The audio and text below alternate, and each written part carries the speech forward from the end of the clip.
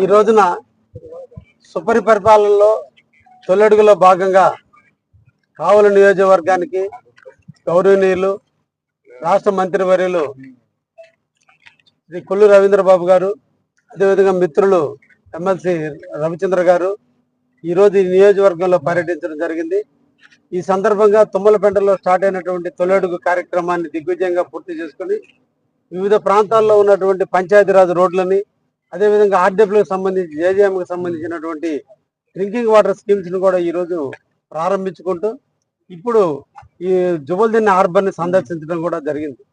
ముఖ్యంగా 287 కోట్ల రూపాయలతో జువల్దిన్నె ఫిషింగ్ హార్బర్ని ఇక్కడ ప్రారంభించి శంకుస్థాపన చేసి 2018లో శ్రీ నారా చంద్రబాబు నాయుడు గారు భూమి పూజ చేస్తే కొన్ని రకరకాల కారణాల వల్ల ఆలస్యం అయ్యి ఈ రోజున దీన్ని ఓపెనింగ్ కి దశకి ఈరోజు చేరుకుంది. దీని అతి తొందరలోనే ముఖ్యమంత్రి వారిని తీసుకొచ్చి దీన్ని ఓపెన్ చేయాలనేటువంటి తలంపుతో మేమందరం కూడా మత్స్యకార సోదరులందరూ కూడా అడుగుతున్నారు. కావలి నియోజకవర్గంలో దాదాపు 9,000 కుటుంబాలు మత్స్యకార కుటుంబాలు ఉన్నాయి. ఆ కుటుంబాలందరూ అదేవిధంగా నెల్లూరు జిల్లా, ప్రకాశం జిల్లాలకు సంబంధించి మధ్యలో ఈరోజు జువల్దిన్నె ఫిషింగ్ హార్బర్ ఏర్పాటు చేసినందువల్ల అందరి మత్స్యకారుల కోరిక అభివృద్ధి ప్రదాత అయినటువంటి శ్రీ నారా చంద్రబాబు నాయుడు గారు రావాలి, వారి చేతుల మీదుగా ఈ హార్బర్ని జాతికి అంకితం చేసేటట్టు చేస్తే మా అందరికి కూడా కుటుంబాలకు ఆనందంగా ఉంటుందని ప్రజలందరూ కూడా కోరుతున్నారు. నాటికి ఇది ఈ హార్బర్ యొక్క కెపాసిటీ 500 బోట్లతో, మెకనైజ్డ్ బోట్లతో ఉండే విధంగా దీన్ని డిజైన్ చేయడం కూడా జరిగింది. 909 మీటర్ల యొక్క క్వేతో అంటే జట్టీతో ఏర్పాటు చేసి అధునాతనిక సాంకేతిక నైపుణ్యత ఏర్పడినటువంటి ఈ హార్బర్ ఫ్యూచర్ లో ఒక మంచి ఇండస్ట్రియల్ ఏరియాగా అభివృద్ధి చెందేదానికి, ఫుడ్ ప్రాసెసింగ్ ఇండస్ట్రీస్ వచ్చేదానికి, కొన్ని వందల మందికి, వేల మందికి జీవనోపాధి కల్పించేదానికి ఈ హార్బర్ ఉపయోగపడుతుంది.